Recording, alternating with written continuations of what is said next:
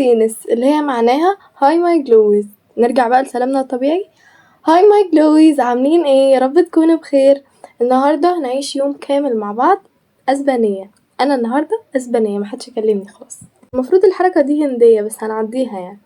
النهارده لابسة لبس بجد عاجبني قوي، وبجد تحسوه كده طالع من اسبانيا، يعني جايلنا من اسبانيا. عاملة ميك اب تعبت فيه جدا، اخدت الريفرنس ده الريفرنس اللي مشيت عليه بالظبط، وزودت بقى الاي ميك اب على اللي انا عايزاه. عارفه على فكره عامله حسنه بس الكاميرا مش مبيناهم، عامله حسنتين. قدروا بقى. شعري المفروض ان انا سألت لقيت ان المفروض ان شعري يبقى هايش مع الجيب اللي انا لابساها دي، وكمان الوردة الحمراء دي.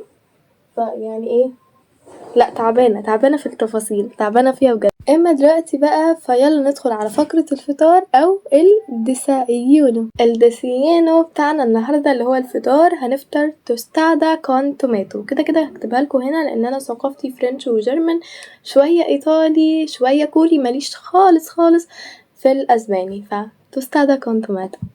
يلا بينا نعمل الفطار. بدأت ان انا اعمل كده في التوست زي ما انتوا شايفين الفرق ما بين المعمول والمش معمول، ان انا ابططه كده زي ما بيقولوا. بدأت ان انا على نار متوسطة، وبدأت ان انا احط الزيت وبعدها احمص العيش. ده اول حاجة في احنا هنعملها عامة.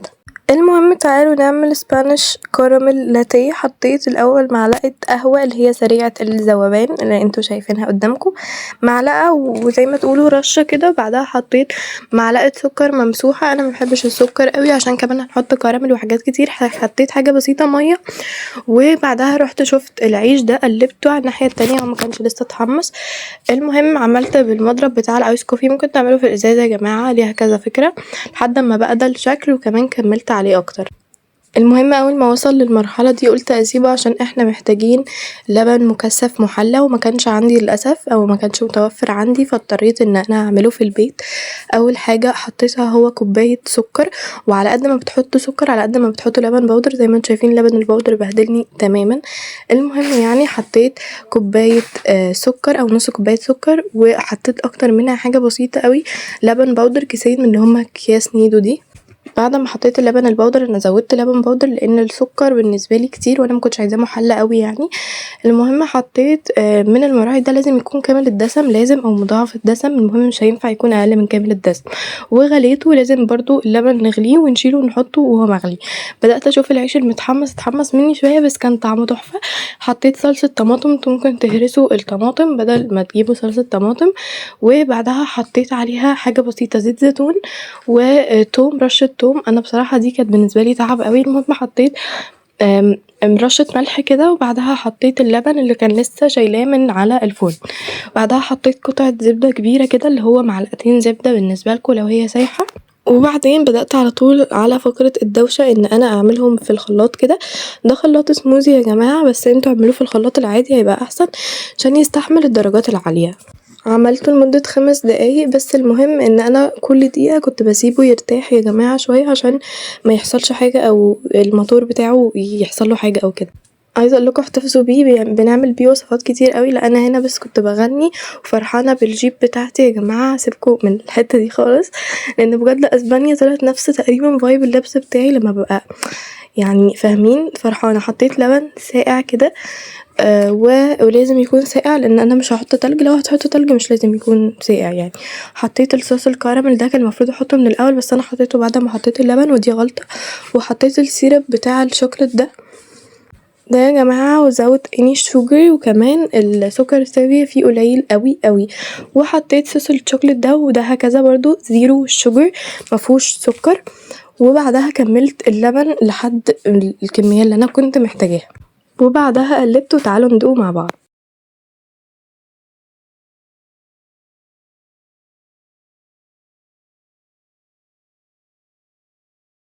هكمل فطار وبعد ما اخلص الفطار عشان نشوف هنعمل ايه مع بعض في الغدا.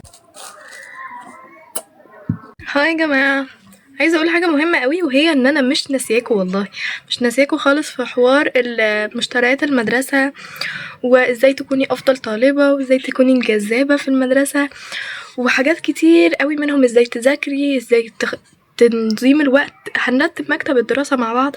بس انا جبت المشتريات بتاعة المدرسة، السبلايز بتاعتنا لسه منزلتش، هتنزل. احنا مدرستنا تبدأ 7/9 اظن، هتنزل يوم 1/9 حاجة كده، او مع ميتنج البيرنتس. فاول ما السبلايز تنزل واجيب السبلايز هوريكوا السبلايز والمشتريات الترفيهية والمهمة، ما تخافوش مش ناسياكوا والله. جماعة عملت ميسي بون لاني عرفت ان اسبانيا الفكرة كلها في الشعر انه يكون هايش كأنك لسه طالعة من البحر من غير ما تعمليله اي حاجة او من البسين، وسايباه يبقى كيرلي كده، فاهمين؟ حتى الستريت بتسيب شعرها كيرلي، تعملوا كيرلي يعني، فاهمين انتوا الفايب ده والجيب وكده. فهي دي الفكرة. فانا عملته ميسي بون، مش سليك خالص ولا كلين بون خالص، هي ميسي بون عشان، وحطيت فيها الوردة بس هعدلها عشان هي مقلوبة الناحية التانية، وكل حاجة زي ما هي عادي، وان هما بيعملوا كذا تسريحة وكده. انا وريتكم تسريحتين اسبانيين. قبل ما نسأل اسئلة كبيرة، فانا هعمل غدا ايه؟ طيب انا هعمل على الغدا النهاردة ايه؟ هعمل باستا كون توماتو al estilo اسبانيول، يعني بالانجلش باستا with tomato او سبانيش توماتو باستا.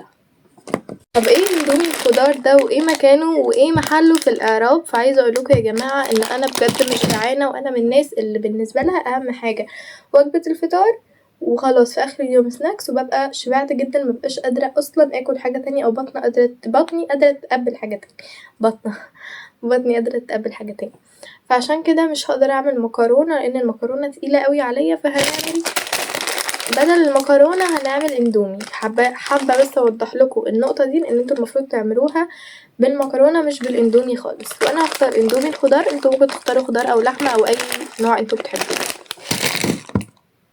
على نار متوسطة هبدأ ان انا اسلق الاندومي بتاعنا، وزي ما انتوا شايفين بدأت ان انا احطه اسلقه وغطيته وسبته، ورحت على طاسة حطيت زيت زيتون وطلع فيه فتحة من فوق بدل البهدلة اللي بهدلناها في الاول في الفطار. المهم رشيت رشة توم كده، واكيد غسلت ايدي بديتول. المهم حطيت صلصة طماطم، وانتوا ممكن تجيبوا طماطم وتهرسوها، مش لازم صلصة طماطم. هنا بصيت لقيته خلاص يعتبر اتعمل، اللي هو الاندومي اللي احنا كنا بنجهزه. بدأت ان انا احط البهارات اللي هي مرقة دجاج وفلفل اسود وبابريكا، ممكن تحط فلفل بابريكا او بابريكا عادية وتوم باودر، و برضه هكتب لكم عشان انا مش حافظه قوي، هكتب لكم كل البهارات كل ده على الشاشه قدامكم. المهم بدأت ان انا اقلب، وبعدها حطيت نص كوبايه ميه، دي اضافه من عندي لان بجد ما كانش فيه ميه خالص. من غير ميه الصوص مش هيعرف يدخل في المكرونه وياخد طعمه. المطبخ كان حر. المهم يا جماعه بدأت اقلب الصوص، بعدها حطيت الاندومي بتاعنا وقلبته كويس في الصوص، بعدها حطيت رشه زعتر واوريجانو، بعدها حطيت البهارات بتاعه الاندومي، ويلا بينا ندوق.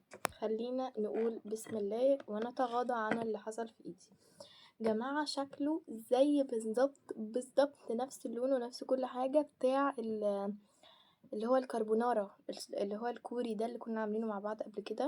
نفس الريحة، قريبة قوي قوي الريحة، يعني مش نفسها قوي بس قريبة، نفس اللون نفس الشكل نفس الصوص بتاعه، نفس اللي هو مش صوصي قوي كده. فعايزة ادوق واشوف هل هيبقى فعلا طعمها قريب ولا لا.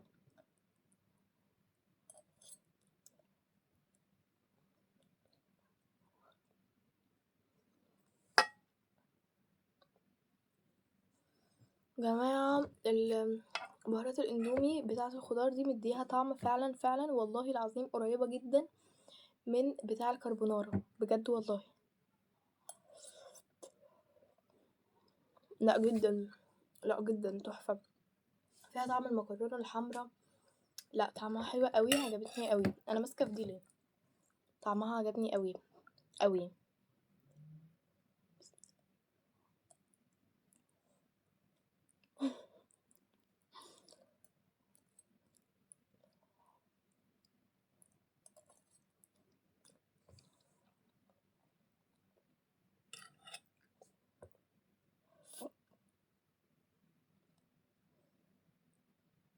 دليل ان هي مكرونة حلوة الحركة دي. هاكل واجيلكم. تعالوا نكمل فقرتنا عن المظاهر السياحية ونتكلم عن بلازا دي اسبانا اللي في اشبيلية. وعلى فكرة دي من أهم المظاهر السياحية هناك، هي من أهم الساحات لأن هي مصممة على نص دايرة فشكلها تحفة. ده كله كوم، والبلاط الملون اللي هي يعتبر مشهورة بيه ده كوم تاني. وطبعًا القناة اللي بتمُر من قدّامها عايزة أقول لكم إن أنا أول ما باشوفها كده باحس إن أنا دخلت فيلم أسباني مثلًا من كتر ما هي فعلًا شكلها جميل، وشكلها زي ما يكون خيالي ومن أكتر الأماكن اللي تحبوا تتصوروا فيها. يلا بينا نعمل Spanish tours. كده هاحط لكم المكونات والطريقة على الشاشة. كنت حاطة كوباية مَيّة مع معلقتين زبدة ورشة ملح ومعلقتين سكر على النار لحد ما الزبدة تسيح خالص تمامًا يا جماعة، حتى حتة الزبدة دي أنا استنيتها تسيح. بتفضلوا تقلبوا فيها لحد ما تتأكدوا إن الزبدة ساحت تمامًا زي ما انتوا شايفين كده. وأول ما الزبدة تسيح معانا بيبقى بالشكل ده اللي هو مفيش أي حاجة خالص فيها ولا قطع صغيرة، هنحط الدقيق كوباية دقيق كبيرة مرة واحدة كلها ونبدأ نقلب. أول ما تبدأوا تقلبوا هتلاقوا إن الدقيق بدأ يمسك فيها كده، بس ما تكملوا 30 ثانية هتلاقوا ده المنظر. طبعا لازم تعجنوا فيها بايديكوا. انا حتى حاولت بالهاند بلندر اللي هو بتاع الايس كوفي ده ما كانش راضي، وحاولت بالهاند بلندر العادي اللي هو الكبير بتاعنا برضو ما كانش راضي تماما. فحاولت كذا مرة بكذا حاجة يعني، هو كان محتاج العجان او ايدينا، فانا صراحة عملته بايدي على اساس ان هو هيبقى صعب جدا وكده. انا اول ما عملته مسك في بعض زي ما انتوا شايفين كده واتعجن، ولا كان صعب ولا كان حاجة. بس يا جماعة اغسلوا ايديكوا كويس قوي، انا غسلتها بتاع 4 مرات مثلا، وكمان في الاخر غسلتها بمية بس عشان اتاكد ان مفيهاش اي حاجة من اللي بنغسل فيها ايدينا يعني. وبدأت ان انا اعجن زي ما انتوا شايفين كده. هي حرفيا اتعجنت معايا في دقيقتين بالظبط، كانت كلها مع بعض معمولة. هي اصلا البروسيس كلها بتاخد 10 دقايق من اول ما اعملها لحد ما اكلها، فهي بتاخد 10 دقايق بس، فهي سريعة جدا وكل خطوة سريعة جدا جدا وطعمها تحفة. زي ما انتوا شايفين كده انا بدأت اعجن فيها، بس انا ما كنتش عارفة اعجن وانا ماسكة التليفون، فكنت بوريكم بس ان هي متماسكة جدا مع بعض وبسرعة وبسهولة جدا بقت تبقى عجينة صالحة ان هي تتكور وكده. قولولي برضو لو عايزين حاجة حلوة وقاعدين في البيت وعايزين تعملوا سناكس بتعملوا سناكس ايه، وادوني افكار برضو عشان نبقى نعملها بعد كده. انا هنا بدأت ان انا اعجن فيها كده زي ما انتوا شايفين. انا كنت عارفة امسكها، انا بوريكم بس هي قد ايه سهلة ان هي تتمسك وقد ايه سهلة ان هي بجد تتعجن في ايدي كده، مش مجرد ان هي متفرفتة. انا هنا كنت بقول لكم يا جماعة ان المفروض ان هي كيس حلواني، بس انا اكياس الحلواني وقت ما كنا بنعمل كحك العيد وكده فضلوا في البلد، فجبت كيس عادي من بتاع المدرسة ده يا جماعة يعني بالكبير بيبقى جاي كتير جدا بتاع 700 واحدة، مكفي معايا من 2022 تقريبا، اللي هو بنعمل بيه سندوتشات المدرسة ده. وقصيته من تحت كده وحطيت فيه العجينة وبقى بديل جامد جدا للكيس الحلواني. المهم ان زي ما قلتلكوا كنت قصاه من تحت، وبدأت ان انا احط حاجة بسيطة زيت نقطة تقريبا، وحاجات عملتها بالكيس وحاجات شكلتها بايدي كانت اسهل بكتير. عايزه اقولكوا برضو ان البروسس دي ما خدتش معايا غير دقيقتين بس، دقيقتين وكنت خلصت الكميه كلها. العجينه نفسها تحفه تحفه. اول مره كنت مبسوطه بيها قوي، لاني اول مره ادخل المطبخ اعمل عجينه وكده وابدا في الجد يعني، فكنت مبسوطه بيها قوي. وكنت فعلا بكبر ممكن تعملوها مع عيلتكوا، اختك اخوكي مامتك، تعملوها بجد هي ممتعه قوي قوي قوي. واحسن حاجه فيها بجد ان هي سريعه جدا، وكمان مكوناتها موجودة في اي بيت، فلما تروحي بيت تيتا اعمليها بقى مع اهلك بجد تحفة. وتجمعوا كلكم كده واعملوها يعني شكلوها الشكل اللي انتوا عايزينه، اعملوها قلب. هي التشورت اصلا بتبقى طويلة كده، فانا مرضتش اقلب فيها الا لما تنجح اول مرة، بس انتوا حرين بقى اعملوها الاشكال اللي انتوا عايزينها. المهم بعد ما عملتها في الطاسة ما كنتش عارفة اعملها كويس قوي، فبعدها حطيتها في الاير فراير 5 دقايق. واول ما طلعتها هي المفروض تحطوها في الفرن الصراحة، بس انا ما عرفتش يعني لان ماما كانت نايمة واهلي كانوا نايمين وكده. المهم حطيتها في قرفة وسكر، اطحنوا السكر انا كسلت، بس عايزه اقولكم كانت تحفة. كده نكون بنعمل تشورز كون شوكولا، كانت تحفة وكنت عاملة منها 30 قطعة. عايزة اقول لكم ان هما اهلي خلصوها وطلبوا مني في نفس الوقت تاني. طبعا باين عليا ان انا تعبت قوي النهاردة قوي، بس مع ذلك هديله 10/10 لانه كان يوم تحفة، اتعلمت فيه حاجات كتير قوي هعملها تاني، منهم التشورز اللي طعمها فظيعة اللي اهلي بقوا يطلبوها مني من بعد ما خلصوا الكمية، بيطلبوها مني في نفس الوقت اللي انا داخلة انام فيه. عايزة اقول لكم ان انا دمعت من كتر ما انا عايزة انام. المهم ان بجد عجبني جدا كل حاجة في اليوم.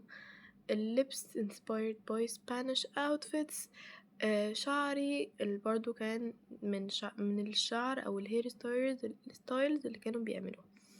طبعا عايزه اقول لكم لو عندكم اي بلد تانية عايزين نعملها فاكتبوا في الكومنتس، والفيديو جاي هنعمل البلد اللي انتوا هتكتبوها.